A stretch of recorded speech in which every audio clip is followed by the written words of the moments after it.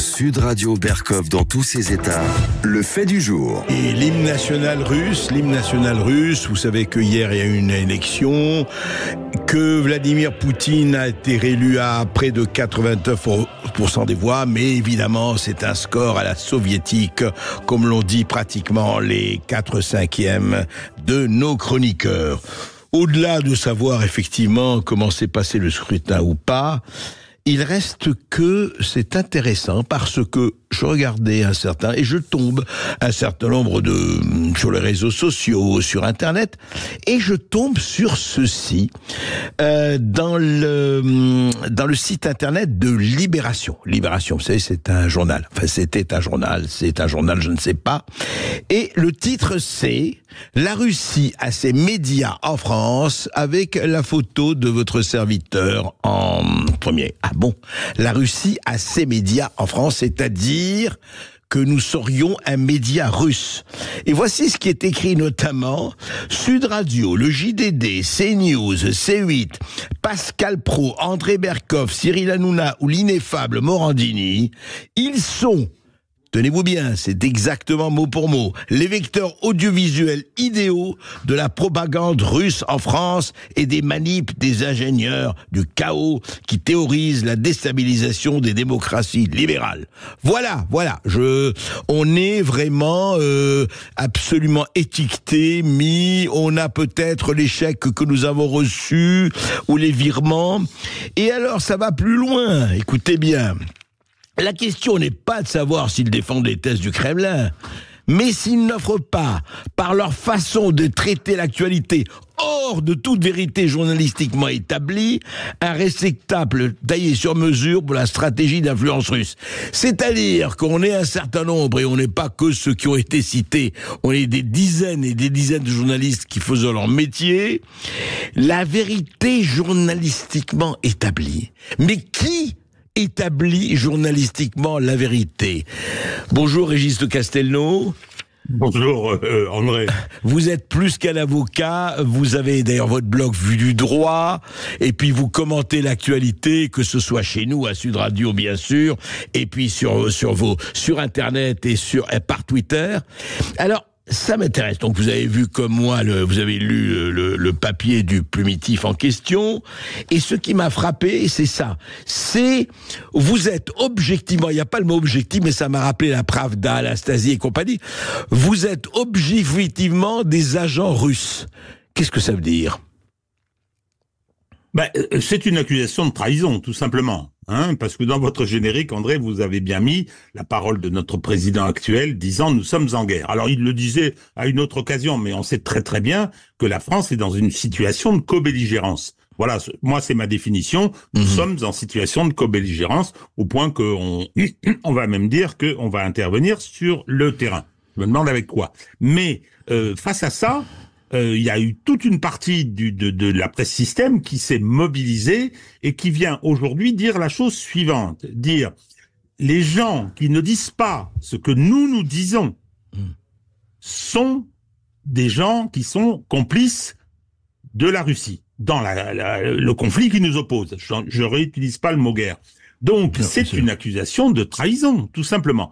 Et comment cette trahison est documentée? C'est que le plumitif dont vous parlez, mais qui a sévi sur le service public et qui continue d'ailleurs, oui.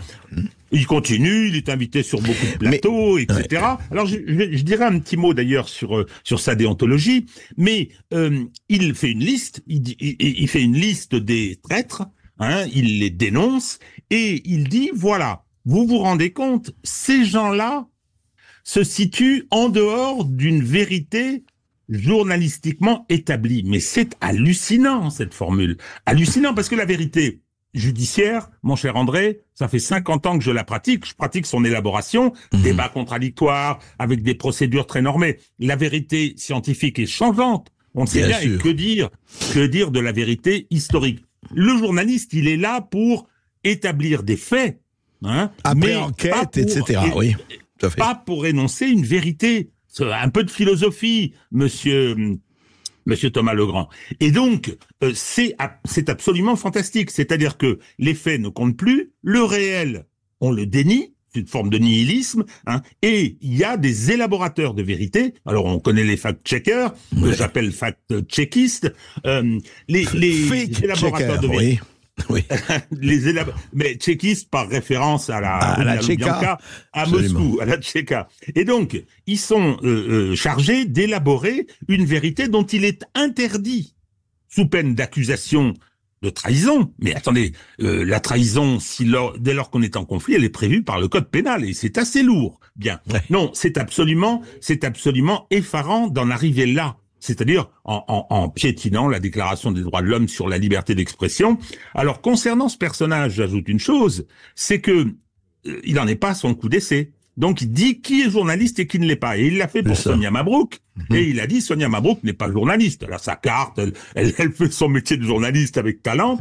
Hein, et vous vous rendez compte, elle a invité Didier Raoult. Mais Sonia Mabrouk a dit non, jamais invité Didier Raoult. Donc, il ment. Monsieur, il est pris en flagrant délit de mensonge, ce brave Thomas Legrand, hein, et moyennant quoi, c'est une forme d'aveu que la vérité journalistiquement établie par ces gens-là est peut-être mensongère, peut reposer sur le mensonge. Mais Régis de Castel... Oui, allez-y.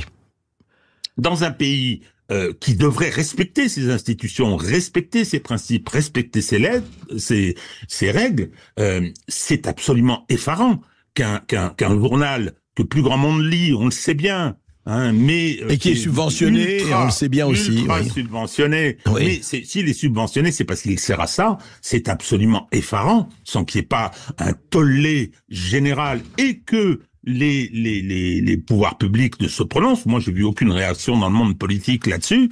À l'Assemblée nationale, il y a des oppositions pour venir dire mais qu'est-ce que c'est que cette dérive ? C'est une dérive liberticide, tout simplement. Et ce qui est extraordinaire, Régis Castelnau, dans cette histoire, moi ça m'amuse, enfin je veux dire vraiment, quand je dis ça m'amuse moyennement, mais en fait c'est ça ce que vous avez dit. Au fond, le camp du bien, auquel appartient tel ou tel primitif, est détenteur de la vérité. Et si vous avez une parole dissidente, si vous osez avoir des questions, si vous osez dire, mais attendez, ça se passe peut-être pas comme ça, mais vous êtes un traître. Je suis très frappé, par exemple, il a ajouté toujours le même. S'il est vrai qu'André Berkoff, dans son émission quotidienne sur Sud Radio, donne principalement la parole à des spécialistes pro-Russie ou à des complotistes avérés, alors on revient, parce qu'il n'y a pas que la traîtrise, il y a le complotiste.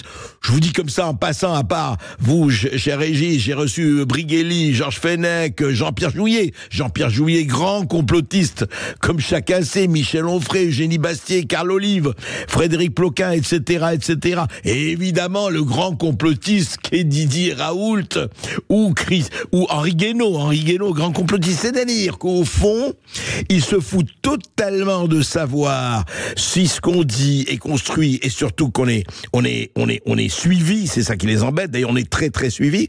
Ce qui les intéresse, c'est justement, voilà, c'est un complot russe, et voilà comment la Russie s'introduit par effectivement la bolosphère ou l'émission de Berkoff sur Sud Radio, alors que Sud Radio est vraiment d'un pluralisme absolu et chacun le sait. C'est quand même étonnant que ces gens-là perdent leur sang-froid au point d'avoir besoin de dire voilà, attention, le bouc émissaire, voilà le sceau de la famille, voilà l'agent de l'étranger. C'est intéressant, c'est pas nouveau d'ailleurs. Alors, moi, si vous voulez, cette vérité journalistiquement établie, c'est quoi? Alors, on va prendre un petit exemple. Par exemple, effectivement, puisqu'il s'agit bien de la guerre en Ukraine, il y a une guerre en Europe centrale, une guerre de haute intensité.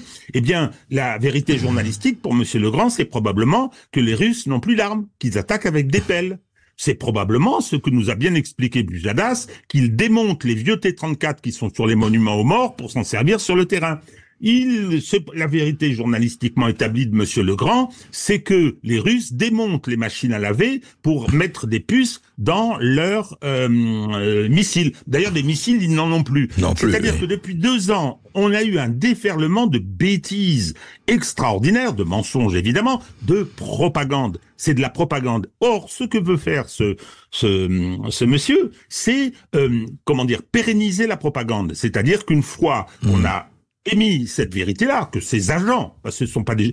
Alors moi, je vais pas faire de liste de qui n'est journaliste et qui ne l'est pas, j'ai pas cette responsabilité, mais si on me dit est-ce que Monsieur Legrand est un journaliste, je vais répondre évidemment non. Il n'en a à aucun moment la déontologie. Alors, moi, ce que je constate avec toutes ces menaces sur la liberté d'expression, il y a eu ce fameux article 4 là sur la loi sur les sectes, il y a tout un tas de restrictions. Il y a un mouvement. Et puis on a parce que il y a une partie de la presse mainstream, si vous voulez, dont vous faites partie, qui essaye d'avoir une approche, parce que c'est pas toujours facile, une approche plus réaliste de rapport au réel. Et puis il y a ce que j'appelle l'infosphère, c'est-à-dire les réseaux qui s'expriment. Mais cela, il faut les faire taire. Si, il faut les faire taire. C'est à ça que servent les fact-checkistes. C'est à ça que travaille Monsieur Thierry Breton, qui est venu, qui essaye de mettre en place des réglementations interdisant de dire un certain nombre de choses. Mais il va plus loin, Monsieur Legrand, parce que il dit vous vous exprimez en dehors de cette vérité journalistiquement établie, je le répète à chaque fois parce que c'est tellement hallucinant, vous vous exprimez en dehors de ça, donc vous ne dites pas ce que vous devriez dire.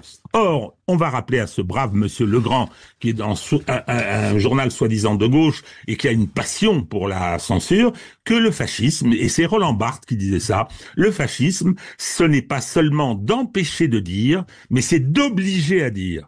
Donc, Monsieur Legrand, il veut qu'on dise la même chose que lui, sinon on est un traître. C'est très grave, cette dérive-là. Et c'est ça, qui les pouvoir de cet homme. Absolument, mais c'est ça qui les embête, Régis Castelnau, je crois, parce que c'est vraiment pour moi une chronique frappée au coin. Il faut pas l'accorder plus d'importance qu'elle en a, mais elle en a parce qu'elle traduit la volonté de ceux qui disent, encore une fois, nous c'est la vérité, vous c'est le mensonge ou la traîtrise. Par exemple, il dit, telle est la logique de la Bolosphère, donc le groupe de Vincent Bolloré, et de Sud Radio, une méthode qui prétend offrir au peuple la traduction de ce qu'il pense et ne trouve pas dans les médias mainstream en conseil dans leur politiquement correct. C'est ça qui les embête, en fait, Régis de Castelnau. C'est parce que s'il y a une pensée diverse, s'il y a des propos divers, s'il y a une vérité diverse, et Dieu sait si la vérité est diverse par rapport à la propagande, celle qu'ils appliquent eux, eh bien évidemment ça ne leur plaît pas, parce que de plus en plus de gens sont sensibles à ce qu'on est en train de dire, et ça les embête beaucoup, comme toujours, comme dans tout pouvoir.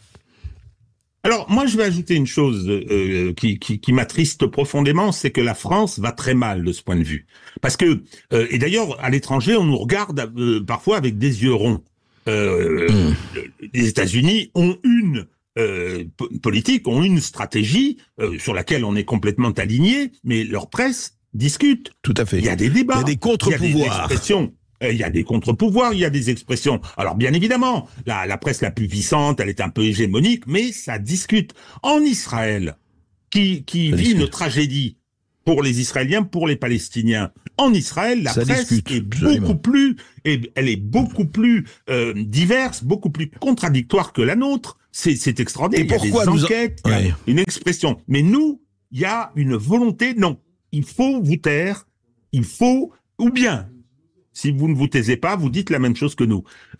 C'est assez grave. Allez, je vous dis, moi, merci Internet, je me balade beaucoup sur la presse étrangère. Merci les logiciels de traduction. Mais ils sont effarés de ce qui se passe chez nous. Il y a de quoi. Merci Régis de Castelnau. Je crois qu'il fallait quand même que vous, auditeurs de Sud Radio, résistants de Sud Radio, soyez au courant de ce qui est en train de se passer. Ce n'est pas plus grave, mais ce n'est pas moins grave. Il faut être très, très, très vigilant. Vous savez, quand on commence, on sait très bien, quand on commence à censurer, on sait très bien ce que ça veut dire et où ça peut mener. Merci Régis. Merci Régis de Castelnau. On rappelle votre livre Une justice politique aux éditions L'Artilleur. On marque une courte pause sur Sud Radio et on va parler de l'envoi de troupes en Ukraine. À tout de suite sur Sud Radio. Sud Radio Berkov dans tous ses états. Appelez maintenant pour réagir 0826 300 300.